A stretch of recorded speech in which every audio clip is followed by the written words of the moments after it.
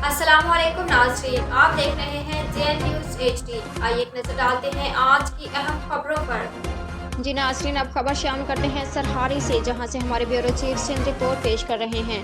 Pakistan railway police Nawab Shah inspectors of workers Imtiaz Rasool की सरबराही में railway police की मदद से सरहारी रेलवे स्टेशन के करीब खाली प्लाटों पर सालों से रहने वाले गलगले फकीरों के तमाम घरों को उखाड़ के फेंक दिया गया, जबकि दूसरी जानब रेलवे पुलिस इंतजामिया ने ऋण दे दिया गया। भट्टा बकाया जात अदा न करने की सूरत में इसको भी नोटिफिकेशन जारी किया और कहा कि फौरी तौर पर बकाया जात करें, वरना अपना ईंटों का भट्टा यहां से दूसरी जगह शिफ्ट करें। भट्टा मालिकान ने कहा कि सर, इस वक्त शदीद बारिशों की वजह से हमारा कारोबार ठप होकर रह गया है और इसलिए हम आपका किराया अदा नहीं कर सके और हम बहुत जल्द आपका किराया अदा करेंगे।